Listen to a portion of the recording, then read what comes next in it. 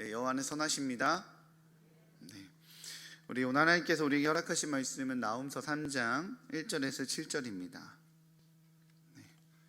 나홈 말씀을 보고 있는데 나홈이 핫가다네요. 네, 나홈서 3장 1절부터 7절입니다.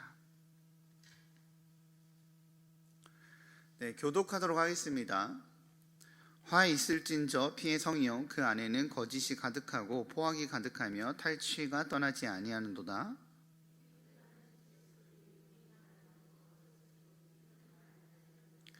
충돌하는 기병, 번쩍이는 칼, 번개 같은 창, 죽임당한 자의 때, 주검의 큰 무더기, 무수한 시체여 사람이 그 시체에 걸려 넘어지니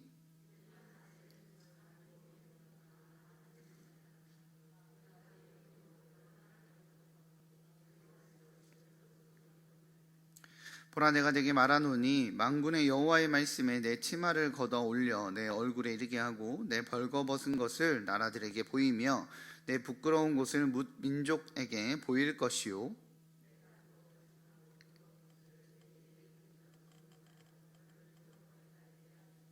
함께 읽겠습니다. 그때 너를 보는 자가 다 내게서 도망하며 이르기를 니느웨가 황폐하였도다. 누가 그것을 애곡하며 내가 너희 어디서 너를 위로할 자를 구하리요 하리라. 아멘. 네, 오늘 나홈서 마지막 날입니다. 네, 나홈서를 보고 계신데 하나님께서 주시는 은혜가 있는 줄 믿습니다. 네, 계속 아멘을 요구하는 분위기죠. 그죠? 네, 나홈은 악인에 대한 하나님의 징계에 대한 이야기죠. 그죠? 계속적으로 나홈서를 보고 있습니다. 그리고 오늘 말하는 본문에서 나홈서에서 말하고 있는 1차적인 악인은 누구죠? 네, 다 우리 3주 동안 봤잖아요. 누구죠?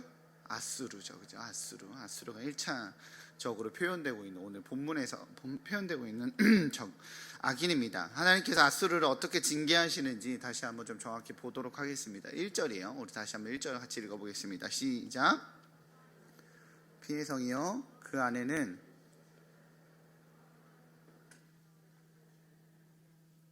아멘. 네, 2장에서 우리 지난주에 2장에서 하나님께서 아수르를 어떤 방법으로 무너뜨리셨는지, 아수르가 의지하고 있는 세 가지를 어떻게 무너뜨리는지 보여드렸죠. 그죠? 하나님께서 그들이 의지하고 있는 수로를 무너뜨렸고, 그죠? 그 다음에 여신상 무너뜨렸고, 그리고 그들이 가지고 있었던 재물들, 그들이 가지고 그들의 미래라고 생각했었던 재물들을 다 탈취될 거다라고 모습을 예언했습니다. 그렇게 하나님은 이와 같이 아수르를 멸망시키는 이유, 아수르가 이렇게 멸망당해야 돼 라고 말하는 이유로 아수르를 가장 잘 표현하고 있는 표현이 오늘 3장 1절이라고 생각해요. 뭐라고 표현한다고요? 피의 성이요 라고 표현합니다. 아수르를 피의 성이라고 정의하는 이유는 아수르가 주변 나라들한테 했었던 일들이 너무 못돼서, 너무 악해서 그렇습니다. 역사학자 메이어에 의하면 아수르는 포로들의 손발을 자르고 귀용한 코를 도려내고 눈을 뽑고 목을 쳐 떨군 후에 나무에 매달았다라고 합니다. 그리고 피의 성으로 불려지게 된 가장 큰 이유 중에 하나인데요, 성문 앞에 포로들의 시체들을 쌓아놓거나 산 사람에게 말뚝을 박아서 아주 천천히 그 몸의 껍질을 벗겨내는 행동들을 서슴없이 했다고 합니다. 상상하기도 싫어요. 그죠? 네, 자료를 찾으면서 이렇게 사진도 좀 찾아보고 했는데 네, 피가 거꾸로 솟더라고요. 이렇게 패역한 죄악을 서슴지 않았었던 아수르니 하나님께서 그들을 향해서 피의 성이다라고, 악인이다라고 정의하십니다. 그런데 저는 이 나홈서를 읽으면서 또 나홈서를 공부하고 또 설교를 준비하면서 늘 자꾸 들었던 생각은 이 이 아수르에 대한 하나님의 징계에 대한 이야기를 들으면서 계속 드는 제 안에 질문이 있어요. 두 가지인데요. 그것은 첫 번째, 이스라엘의 죄악 앞에서 이스라엘의 징계의 도구로 아수르를 부르신 게 누구죠? 하나님이시잖아요. 그래서 이해되지 않는 질문이 두 가지 생겼습니다. 첫 번째 질문은, 하나님은 열방의 몽둥이로서 왜 의인이 아닌 악인인, 최소한 남유다도 있었는데, 그죠? 악인인 아수르를 왜 사용하셨을까? 라는 질문이 제 안에 있었습니다. 북이스라엘의 타락 앞에서 하나님께서 이제 아수르를 들어서 몽둥이로 사용하시는데, 북이스라엘을 징계하시기 위해서 차라리 남유다를 사용하시면 되잖아요. 그죠? 남유다 하나님 백성이니까. 북이스라엘을 징계하시기 위해 아수르를 회복시키던, 왜 남유다를 사용하지 않았는가? 그럼 남유다는 어떤 시기였는가를 좀 보면, 하나님께서 아수르가 이제 이렇게 사실 오래된 전쟁으로 이렇게 쫄딱 망하려고 하기 바로 전에 하나님께서 아수르를 다시 살리시죠. 그때가 언제라고요? 요나 시절이라고 했잖아요. 그죠? 북이스라엘이 여로보암 2세 시대였고 가장 강성했던 시대. 그때는 아수르가 거의 뭐 이렇게 망해져가고 있는 타이밍인데 하나님이 요나 보내서 회복시키시고 회개시키시잖아요. 그래서 하나님께서 아수르를 다시 일으키는, 야 니네가 멸망의 도구로 니들 회개하고 돌아오면 내가 너희들을 사용할 테니까 일어나 라고 하나님께서 요나를 통해서 일으키던 시절에 남유다의 왕이 누구였냐면, 남유다가 어떤 상황이었냐면 남유다의 왕이 우시야였어요. 우시야. 나름 하나님 말 잘 듣던 왕이잖아요. 말년에 좀 그러긴 했지만 이때가 우시야 왕 중기 때거든요. 나름 하나님 말 잘 들을 때였어요. 그럼 반대로, 그럼 아수르를 들어서 북이스라엘을 멸망시켰을 때 남유다는 누구였는가? 히스기야였습니다. 하나님 말 잘 듣는 왕이었잖아요. 그죠? 나는 하나님 마음에 합한 왕이었다. 그 하나님 말을 잘 듣는, 하나님께서 북이스라엘을 징계하시려고 하는 타이밍에 남유다는 나름 하나님 말을 잘 듣는 왕이었음에도 불구하고 하나님은 왜 남유다를 사용하지 않으시고 아수르를 사용하셨을까요? 왜 당신의 백성들, 그래도 나름 의인이라고 생각되는 이들을 사용하지 않고 왜 이방 민족을 사용하셨을까요? 자, 따라해 보겠습니다. 하나님은 의인을 통해 징계를 원치 않으시고 회복을 원하십니다. 하나님은 하나님의 백성을 통해 하나님의 백성을 징계하지 않으세요. 그게 하나님의 방식입니다.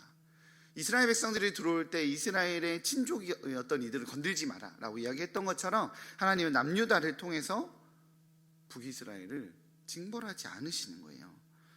하나님의 징계의 도구로 하나님의 백성들, 의인들을 사용하지 않으십니다. 악인들을 사용하시죠. 악인이라기보다는 그래도 하나님 앞에 좀 돌아왔던 이들. 그런데 문제는 아수르가 도가 지나치다는 거예요. 그죠? 도가 너무 지나쳐서 결국 하나님의 징계의 대상이 되어버립니다. 그럼 여기서 두 번째 질문이 생기는 거죠. 제 안에 무슨 질문이 생기냐면, 하나님이 부르셨어도 죄악을 선택할 수 있는가? 하나님이 부르셨어도 죄악을 선택할 수 있나요? 네, 선택할 수 있습니다. 대표적인 예가 누구죠? 사울이잖아요. 그죠? 삼손이잖아요. 성경에 하나님이 부르셨지만 불순종하고 죄악을 선택한 이스라엘 백성들도 뭐 하나님께서 그렇게 부르셨지만 결국엔 죄악을 선택하고 불순종하잖아요. 하나님은 하나님 당신께서 부르셨다고 해서 우리를 로봇처럼 조정하지 않으십니다. 그래서 매 순간 바울의 고백처럼 주님 앞에 죽고 매 순간 순종하려는 싸움을 해야 돼요. 인격적이신 하나님은 끊임없이 인도하실 분이에요. 우리를 이 길이 옳은 길이란다, 따라오려 라고 인도하실 뿐이죠. 하나님께 부름받았지만 죄악을 선택하는 결정을 우리는 때론 자주 합니다. 역사 안에서도 그런 일이 있다는 거죠. 그러면 어쨌든 그래서 하나님은 아수르를 보내셨습니다. 그렇다면 아수르의 부름은, 지금은 도가 지나쳤다라고 했는데 원래 아수르의 부름은 어디에 있었을까요? 아수르는 멸망의 도구, 그다음 하나님의 몽둥이로서 무엇을 했어야 했을까요? 그것은요, 타락한 기득권층에 대한 징벌을 행했어야 했습니다. 무슨 뜻이냐면, 하나님이 북이스라엘을 멸망시키기 전에 북이스라엘을 향해서 끊임없이 경고하세요. 너희들 그렇게 있지 마라. 내가 너희들 그렇게 있으면 이방 나라가 와서 너희들 공격할 거고 전염병이 돌 거고 너희들 타락한 상태로 있지 마라라고 끊임없이 경고합니다. 그 경고한 예언자가 바로 미가 선지자예요.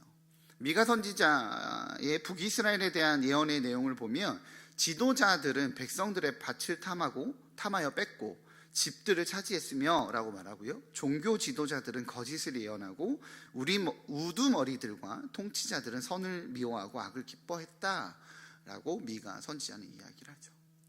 그럼 미가 선지자는 끊임없이 하나님의 말씀에 이거다란다 라고 말하면서 하나님의 말씀으로 미가 선지자의 굉장히 유명한 말씀을 사람아 주께서 선한 것이 무엇임을 내게 보이셨나니 여호와께서 내게 구하시는 것은 오직 정의를 행하며 인자를 사랑하며 겸손히 내 하나님과 함께 행하는 것이 아니냐 라고 끊임없이 이스라엘 백성, 북이스라엘 백성들에게 정의를 행하고 인자를 사랑하고 하나님과 동행해라 동행해라 동행해라 라고 끊임없이 북이스라엘의 지도자들에게 요구했습니다. 그런데 북이스라엘은 하나님의 공의는 둘째치고 사람 사이에 지켜야 되는 기본적인 정의조차 무너진 그런 나라가 되어 있었어요. 즉 하나님이 아수르에게 명령하신 몽둥이의 역할은 북이스라엘의 부패한 지도자들을 향해 있었습니다. 그래서 그들은 그래서 그들을 아수르를 그 멸망에서 구원해 주기도 하신 거죠. 요나 선지자를 통해서 경고하시고 회개하고 돌아오자 회복도 그렇게 시켜 주셨습니다. 아수르를 그렇게 사용하시기 위해서. 내 사람이 근데 화장실 들어갈 때와 나올 땐 다르죠, 그죠? 어려울 때는 도와주세요. 저 한 번만, 이번 한 번만 주님 도와주세요라고 하지만 기득권을 갖게 되고 다시 힘을 갖게 되자, 권력을 갖게 되자 아수르는 자신의 제국에 반발하지 못하도록 완전히 밟아버리는, 이웃 나라들을 완전히 멸망시키는, 심지어는 그들을 통치하고 있었던 기득권을 멸망시키는 것이 아니라 아무 잘못이 없는, 아무 죄악이 없는 백성들까지 학살하는 행동들을 아수르는 보입니다. 목사님, 전쟁이라는 게 다 그런 거 아닙니까? 그런 거 아닙니다. 혹시 미스터 선샤인 보셨습니까? 제가 재밌게 봤던 드라마 중에 하나인데, 자꾸 TV 봤냐라고 물어보면 다들 대답이 없으세요. 집에서 보는 거 다 아는데 왜 이러세요? 미스터 선샤인 주인공 누구죠? 네, 감사합니다. 보셨다는 티가 나셨네요. 네, 이병헌과 김태리죠, 그죠? 이병헌이 역할이 뭐였냐면 유진초이였어요, 그죠? 유진초이라고 해서 내용을 조금 짧게 설명을 하자면 어렸을 때 조선의 이제 노예였는데 이 지도자 양반의 행포로 인해서 도망가죠. 부모님도 죽고 도망가다가 선교사의 도움으로 미국에 갔다가 미국에서 이제 해군 대위가, 해병 대위가 돼서 다시 조선으로 파견받은 유진초이, 이병헌이 나타납니다. 그 대사 중에 어떤 대사가 생각이 나냐면, 이병헌이 한국에 조선에 들어와서 이제 미군 대사관으로 있지만 그가 미국에 있을 때 그 모리타카시라고 말하는 일본군 대위를 만나요. 일본군 대위로 같이 유학했었겠죠. 근데 조선으로 돌아와서 다시 만난 겁니다. 한 사람은 미국에서 파견한 해병대 대위로, 한 사람은 자기의 식민지 나라인 일본의 지배국의 어떤 대위로, 통치자로 오죠. 둘이 대립하게 되거든요. 근데 모리타카시가 어떤 일을 하냐면 조선의 의병을 잡는다라는 명목으로 그 뱃사공인 주모를 죽이고 육교 밑에 다리에 이렇게 매달아두는 장면이 있습니다. 기억이 나시나요? 안 나셔도 돼요. 뭐 중요한 건 그게 아니거든요. 어쨌든 그렇게 일반 주모를 죽이고 육교에 매달아둔 그 장면을 보고 유진초이가 막 달려와서 모리타카시의 멱살을 한 대 확 후드려 칩니다. 후드려 치면서 했었던 대사가 뭐였냐면, 넌 군인도 아니야. 전쟁 시 군인은 군인만 상대한다 라는 표현을 써요. 원래 전쟁은 이런 거거든요. 전쟁은 전쟁 시, 전시에서 군인과 군인과의 싸움이에요. 일반 백성들을 죽이진 않죠. 그것이 군인으로서의 룰입니다. 제가 20대 초반에 아프가니스탄에 갔을 때 버미안이라고 하는 지역에 들어갔었어요. 버미안이라는 지역에 이제 영적 매핑이라는 걸 하러 들어갔는데, 영적 매핑이 뭐냐면 함께 갔었던 이제 선교팀 멤버들이랑 이제 마자리 샤리프가 본부였어요. 거기 선교사님이 선교센터로 본부를 잡고 이제 마자리 샤리프의 주위에 있는 지역으로 이렇게 한 10개 팀을 F4라고 해서 흩어보내는 거예요. 4인이 1조가 되어 흩어집니다. 그러면 그 흩어진 곳에 땅을 밟고 그 땅에서 이제 하나님 앞에 기도하고, 하나님 이 땅에 대한 하나님의 마음들을 경험하고, 그 땅의 사람들을 만나고 영적인 무언가들을 경험하며 그것을 느끼고 다시 돌아와서 그 센터에서 서로 보고하는 거예요. 그럼 선교사님은 그걸 가지고 영적인 지도를 이렇게 그립니다. 지도를 이렇게 그려서 본부인 마자리 샤리프를 중심으로 어떤 영적인 흐름들이 있구나라고 이렇게 파악하기 위해서 선교팀들을 이렇게 보내요. 그곳에서 1박을 하게 하고, 굉장히 겁없던 시절이죠. 그죠? 지금 생각하면 참 대단한 용기였던 것 같은데, 어쨌든 4인 1조로 저희가 맡았던 지역은 버미안이라는 지역이었어요. 그 버미안이라는 지역에 우리 멤버들 4인 1조였으니까 4명이 함께 그 지역에 들어갔습니다. 그 지역에 들어갔었을 때 저희가 봤던 건 뭐냐면, 큰 성이 있는데, 큰 성, 딴에는 그 나라 치고는 잘 이렇게 정비된 성이었어요. 그 성이 있었고, 그 성을 지키고 있는 마을 주민들이 있는 거예요.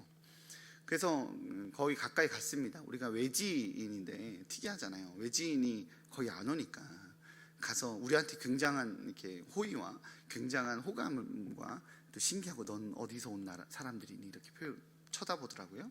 가까이 가서 물었어요. 이 성벽을 구경해도 됩니까? 성 안에 들어가봐도 됩니까? 들어갈 텐데요. 자기가 안내를 해주겠대요.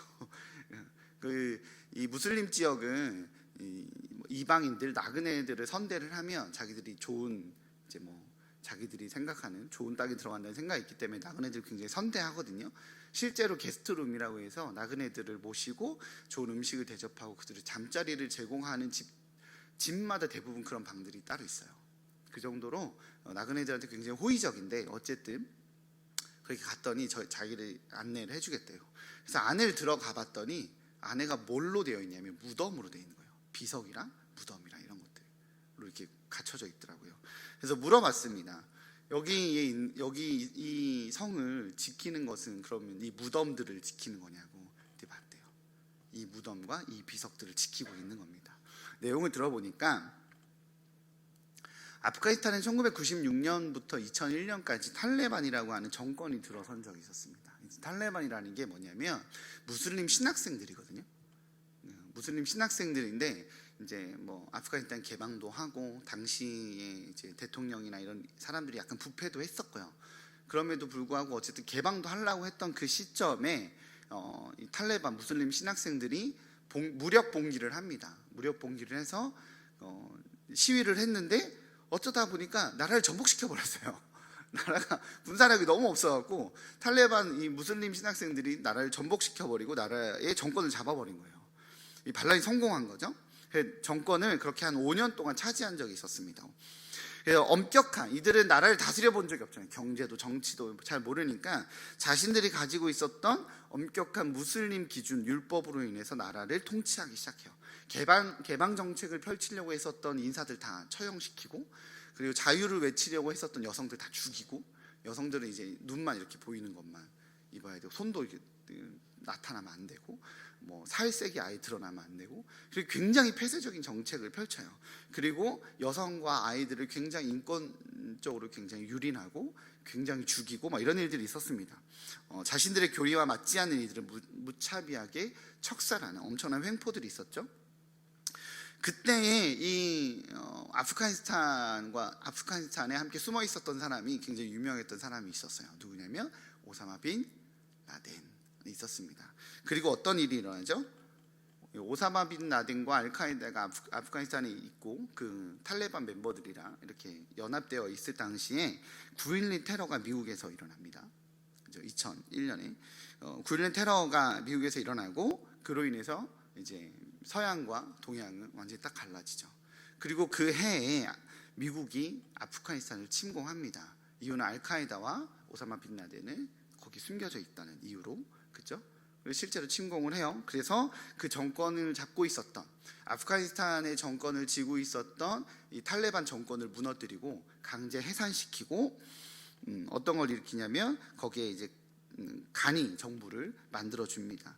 세계사적으로는 내정 간섭이다, 미국의 중동 침공이다, 말이 많았긴 했지만 어떤 의도로 진행된 사건, 전쟁이었는지는 해석에 따라 다를 수 있겠지만, 제가 그때 보게 됐었던 건 바로 그 과도 정부를 수립할 당시, 미국이 침공해서 탈레반과의 전쟁을 벌일 당시에 어떤 일이 있었냐면, 이 탈레반 정권이 미국이 침공하니까 사람들을 강제 징집을 하는 거예요.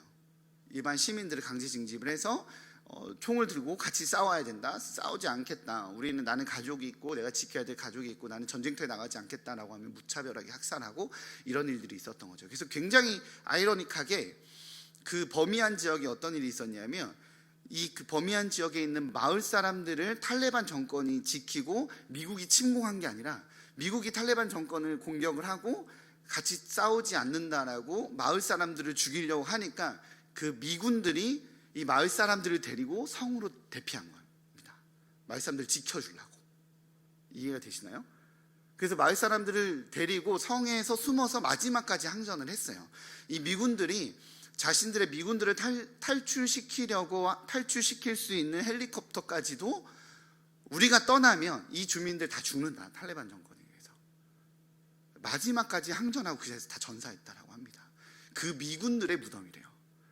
근데 당시 제가 2005년도에 아프가니스탄을 갔는데 아직 탈레반이 이렇게 이런 테러 집단으로 저기저기 흩어져 있었기 때문에 2006년도에 아프가니스탄에 또 그런 일도 있었잖아요. 그렇게 숨어져 있었기 때문에 아직까지 이 무덤이 훼손되지 않게 하기 위해서 자기들이 이 성을 지키고 이 무덤을 지킨다라고 말하는 겁니다.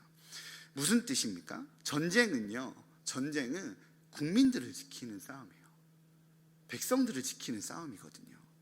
아니, 땅을 얻으면 뭐하고 물질을 얻으면 뭐예요? 사람이 없는데. 그죠? 그게 원래 전쟁입니다. 그렇게 그때 경험이 있습니다. 하나님이 아수르에게 요구한 전쟁은 바로 이런 전쟁이었어요. 타락한 기득권을 무너뜨리고 그 안에서 고통당하던 일반의 백성들에게 자유를 선포하는 그런 전쟁이죠. 그러나 아수르는 그런 전쟁을 펼치지 않았습니다. 아수르는 오히려 더 큰 죄악을 저질렀고 하나님은 그래서 그들에게 징계를 내리시기로 결정을 하시죠. 2절과 3절입니다. 우리 같이 읽어보도록 하겠습니다. 2절과 3절 시작. 뛰는 말, 달리는 병거, 충돌하는 기병, 번쩍이는 칼, 번개 같은 창, 죽임당한 자의 때, 주검의 큰 무더기, 무수한 시체여, 사람이 그 시체에 넘어지니. 네, 아멘. 아수르는 그들이 어떤 상황에서도 무너지지 않을 것이라고 했었던 바로 그 군사력에 의해서 전멸당합니다. 휙휙하는 채찍 소리가 있고요, 윙윙하는 병거바퀴 소리가 그 니느웨 성에 넘쳐나기 시작하고, 뛰는 말, 달리는 병거, 충돌하는 기병과 번쩍이는 칼로 그들은 전멸당합니다. 저는 이 본문을 읽으면서 또 드라마 미스터 선샤인이 생각이 났습니다. 네, 보신 분들만 공감할 수 있는, 죄송합니다. 집에서 이때 설교를 이해하기 위해서 미스터 선샤인을 찾아보시지 않으셔도 돼요. 네. 미스터 선샤인에서 어떤 장면이 생각나냐면, 그 드라마 속에서 일본군이 임금의 고종 황제의 스승이었었던 고사홍 어르신의 장례식이 있었는데, 그때에 고사홍 어르신의 손녀가 의병이다라는 정보가 있다 이러면서 그 군대가 몰려 들어와서 사람들을 무차별하게 총살하고 학살하고 막 이런 장면이 있는데, 그렇게 총으로 일본군들이 밀려 딱 들어왔을 때, 그래서 주인공들이 위기에 딱 처했을 때 누가 나타나냐면 의병들이 갑자기 짠 나타나서 일본군들을 전멸시킵니다. 어떤 기분이었을까요? 그 드라마를 보는 그 순간 짜릿했습니다. 우리가 또 일본의 압박 속에서 일본을 무너뜨리는 의병의 모습을 보면 또 우리 사이다 장면을 느끼지 않습니까? 역시 저 나쁜 놈들 저렇게 우리 백성들 힘들게 하는데 막 총질하고 칼질하고 막 사람들 죽어나가고 이러는데 의병들이 나타나서 그들을 구하는 모습을 보면 굉장히 사이다 모습이 있는데, 오늘 이 장면을 보면서 그때가 생각은 났어요. 그런데 그 다음이 조금씩 불편해지기 시작했습니다. 하나님은 나홈을 통해서 또한 선포를 하세요. 내가 악인들을 어떻게 징벌할지. 5절에서 7절입니다. 같이 읽어보겠습니다.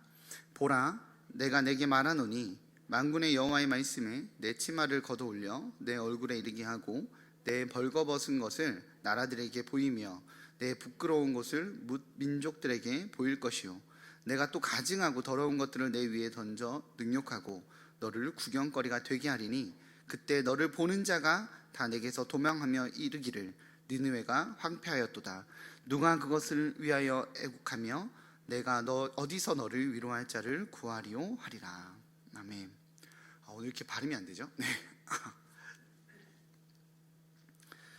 네, 하나님은 니느웨를 징벌하시는데요. 이 장면을 보면 징벌을 넘어 징계하시잖아요. 그래서 오늘 설교 제목이 하나님의 징계거든요. 그들의 죄악이 커서 그들을 징벌하시고 징계하시는데 그 죄악이 너무 커서 그냥 징계하는 수준을 넘어서서 수치를 당하게 합니다.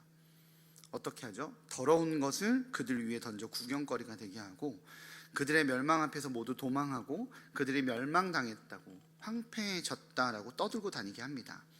그리고 아무도 위로하지 못하고 누구도 위로받지 못하는 존재로 만들어버리죠. 이것에 하나님 앞에서의 죄악 가운데 있었더니 하나님 앞에서 하나님 말씀에 순종하지 않고 하나님 앞에 부름받았지만 자신의 권력에 취해서 자신의 욕망에 취해서 죄악을 저지르던 아수르에 대해서 너 그러면 안 돼 라고 매 한 대 치는 수준이 아니라 완전히 망가뜨리고 완전히 멸망시키는 하나님의 모습, 거기에 수치까지 더하게 하시는 하나님의 모습, 징벌을 넘어 악인에 대한 하나님의 징계는 악의 뿌리까지도 미워하시는 철저한 파괴를 보게 됩니다. 하나님의 징계가 사이다 이긴 한데요, 2절과 3절에서 악인이 무너지는 장면은 저는 사이다였는데 5절에서 7절을 보면서 왠지 마음이 어려워졌습니다. 성도님들은 어떠신가요? 성도님, 하나님을 사랑의 하나님 사랑의 하나님이십니다. 믿으십니까? 그 사랑의 하나님이 말씀하시죠. 너의 치마를 걷어 올려 내 얼굴에 이르게 하고 벌거벗은 것을 나라들에게 보이게 하고 부끄러운 것을 문 민족들에게 보이고 가증한 것을 내 위에 던져서 너가 능욕당하게 할 거라고. 이런 장면을 보면 악인에 대한 징벌이긴 한데 하나님 사랑의 하나님이라고 참 쉽게 말하기가 참 어렵습니다. 그죠? 악인에 대한 하나님의 분노는, 하나님의 징계는 완전한 파괴를 넘어서 악인이라 할지라도 저렇게까지 해야 하나라는 생각이 들 만큼 철저하게 부셔버립니다. 하나님의 징계가 두려우십니까? 하나님의 징계 두려워하셔야 합니다. 징계 두려워하셔야 합니다. 복음은 두려움으로 하나님께 나아가는 것은 아니지만 사실 성경은 하나님께서 악을 얼마나 싫어하시는지, 죄를 얼마나 미워하시는지를 끊임없이 이야기하고 있습니다. 하나님은 죄와 함께 하실 수 없는 분이기 때문에 그렇습니다. 하나님은 죄를 미워하십니다. 믿으십니까? 하나님은 악을 미워하십니다. 믿으십니까? 아수르의 죄악 앞에서 하나님의 징계의 모습은 원래 하나님의 속성을 보여주는 것입니다. 악을 미워하시는 하나님의 속성. 과거에 저의 어렸을 적 하나님은 너무 무서웠던 분이었던 것 같습니다. 저도 합동측에서 컸는데요, 슈퍼 가서 돈 못 쓰고, 그죠? 그런 거 있잖아요. 어렸을 때 교회에서 강제상 올라오면 이제 난리 나죠. 아버지 장로님이셨는데 그날 집에 가서 큰일 납니다. 너무너무 무서우셨던 분이셨어요. 그래서일까요? 사랑하고 포용해 주시는, 그렇게 안아주시는 하나님을 보면서 감사하며 기쁨으로 잘 성장했습니다. 그런데 지금은 그런 하나님이 너무 강조되어서 죄를 미워하시는 하나님, 악을 미워하시는 하나님에 대해서 우리가 때로는 너무 많은 거리감을 갖고 있진 않나, 그렇게 값싼 은혜만 붙들고 살고 있진 않나 라고 돌아보게 됩니다. 오늘 행하시는 하나님의 징계는 이방인인 아수르에게 해당되시는 말씀입니다. 그런데요, 과연 이방인인 아수르에게만 해당되는 것일까요? 아수르는 징계의 도구여서 하나님께서 그 징계의 도구로 당신의 백성이었던 이스라엘도 징계하셨습니다. 하나님께서 부르신 백성이었지만 그들이 악인이 되고 하나님을 떠나고 죄 가운데 악 가운데 머물렀을 때 하나님은 그들을 내 백성이니 내가 냅둘게라고 두지 않았어요. 그들도 징계하셨어요. 하나님은 죄를 미워하십니다. 믿으십니까? 하나님의 말씀을 가졌던 이스라엘 백성들이 타락하자 하나님은 몽둥이로 치셨습니다. 그리고 그 몽둥이가 타락하자 그 몽둥이도 치셨습니다. 그래서 성경은 이렇게 기록해 놓습니다. 모든 사람이 죄를 범하였으며 하나님의 영광에 이르지 못하더니. 모든 사람은 이방인이든 유대인이든 하나님의 백성이었든 아니든 그가 하나님을 떠나 하나님이 아닌 죄를 선택했을 때 하나님은 몽둥이를 드셨습니다. 그리고 그 몽둥이는 우리가 감히 감당할 수 없을 만큼 아주 무서운 몽둥이입니다. 하나님께서 기적도 보이셨고 어떻게 살아가야 하는지에 대한 율법도 보여주셨습니다. 직접 불러다가 세운 나라였어요. 유대인이 바로 그러한 이스라엘 백성, 그런 하나님 당신께서 직접 세운 백성이었습니다. 그럼에도 불구하고 그들의 범죄한 가운데 하나님은 결국에 그들을 징계하셨습니다. 자유롭게 살면서 힘도 권력도 부여도 풍요도 누려봤습니다. 그래 한번 살아봐라 라고 말했던 이방인들, 아수르 사람들, 하나님의 도우심도 받아봤지만 그들도 결국에는 타락해서 범죄한 가운데 있었습니다. 그래서 하나님의 징계 가운데 있었습니다. 누구든 하나님을 떠난 이에게 하나님은 그 징계의 손을 드셨습니다. 그건 우리 역시 마찬가지입니다. 하나님의 징계의 그 몽둥이의 레이더망에 죄송하지만 우리 모두 포함되어 있습니다.